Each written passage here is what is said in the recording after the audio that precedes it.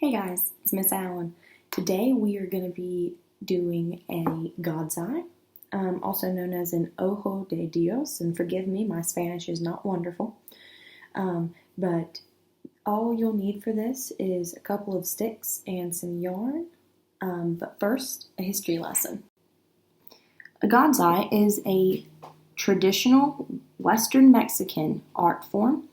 It started with two tribes that are credited for it, the Huichol and the Tepehuan, and they were made as a religious art and a protective art. Typically, what would happen is a God's Eye would be started after a child was born, this first color, and then each birthday that a child had until he was 5 would be added. A color will be added to the outside. So for example, this would be year 1, the red would be year 2, year 3, year 4, and year 5. And this one goes all the way out to 10. But after 5 years in a traditional God's Eye, they would stop the weave and they would hang it in the kid's house. And it was supposed to be a way of God watching over them and protecting them. I'm going to show you a couple more, but real quick, you'll see that there's smaller God's Eyes here, and they have some adornment, or they have different decorations. Each of these that I'm going to show you have a little bit extra design to them. You can see a lot of times they have smaller God's Eyes, and they're hanging from the wall, just like this one is. This person didn't use quite as many colors as the last one. This one is one of my favorites, but this is a really complicated design. Now, if I count the points of the sticks, I'll have 8. 1, 2, 3, 4, 5, 6, 7, 8. That means this person used 4 sticks. We're going to only use 2 sticks, so our God's Eye will have 4 points, and I think it's going to be really pretty. This is going to be much simpler than what this one is, but I did want to show you some more professionally done ones and ones that were just to show you if you get really good at these, you can change it up a little bit, add sticks, and see what you can come up with. Now, what you'll need today is you'll need some yarn, and I haven't cut mine out of here. I'm going to actually just pull it from this bigger source. That way I don't have to worry about trying to get the measurement right. But you need some yarn, and you need scissors to cut at the end, and 2 sticks. Now I've numbered mine. I have 1 and 3, and I have 2 and 4.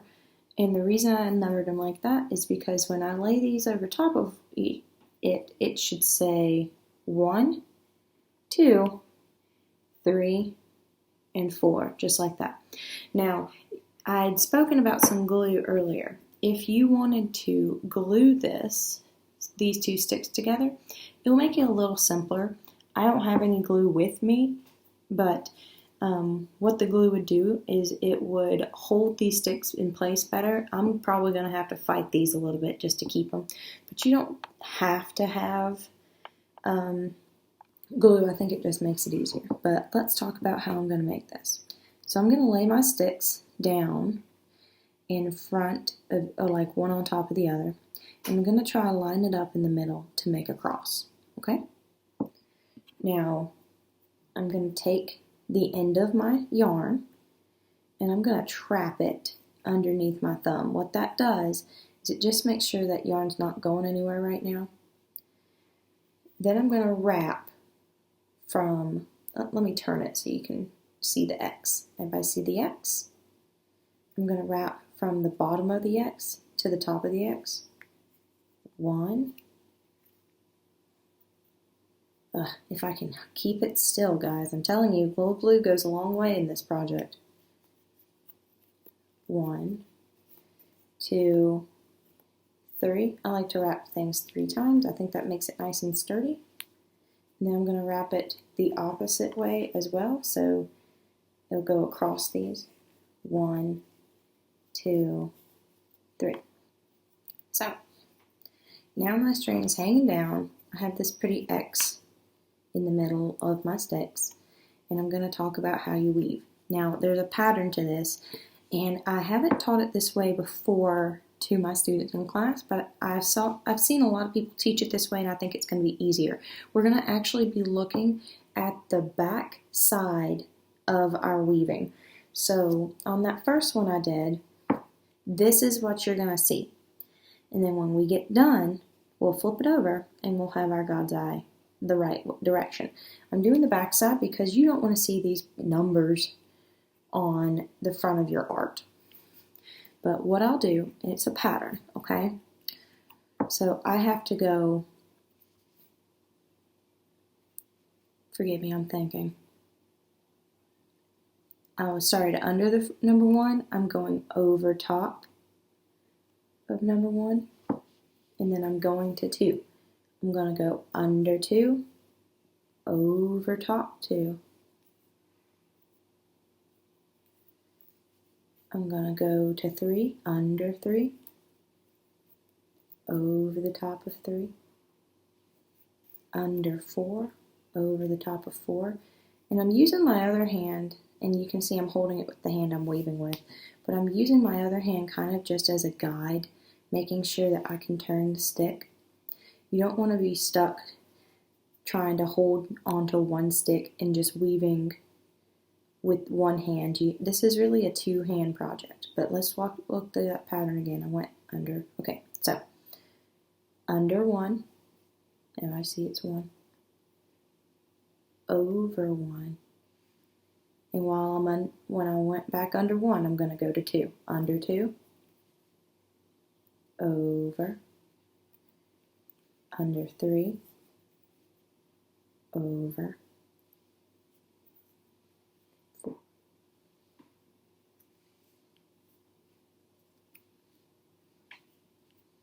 And I don't know how well you can actually see what I'm doing, but I'm going to just keep weaving. Now, when I'm doing this right, you'll see that the strings start lining up along the stick. You want to try to make sure that your string stays nice and neat. If it doesn't, it's not a huge deal, but the neater you can make this, the flatter the God's eye will be and the more effective it'll be. But I'm going to keep this going and see if I can't get all the way to the end. Here we go.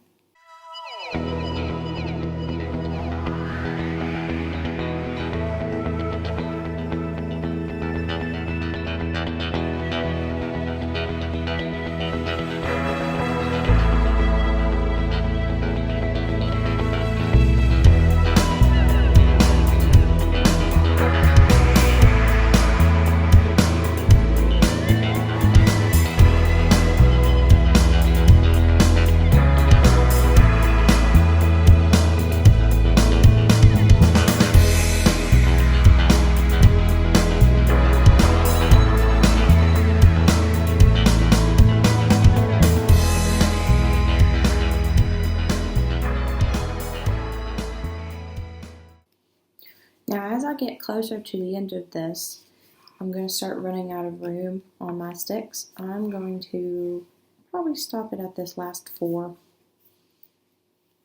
So, right here. I'm going to cut this string. I'm going to give myself a pretty good amount of string, and that's just so I have enough to tie. When you're ready to tie, what you'll do is you'll go back to this string, and let me try to turn it so you can see it. So, I'm going to tie a knot into this last string.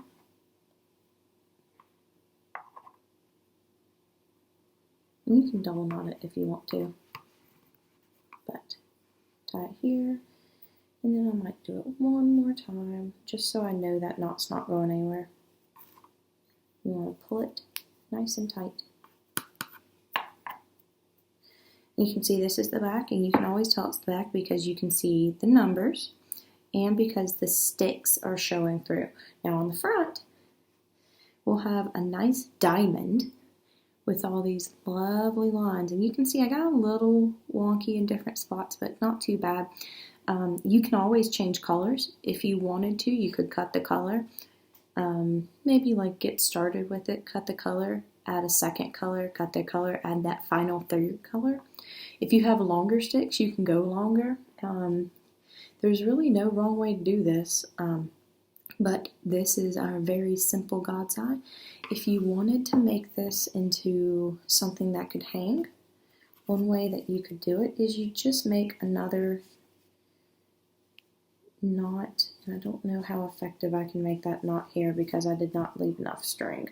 So you could always make another knot. If you had a paper clip, you could glue the paper clip to the back here, and that would just give yourself something to hang it there. But I hope you enjoyed, and I'll see you later. Bye.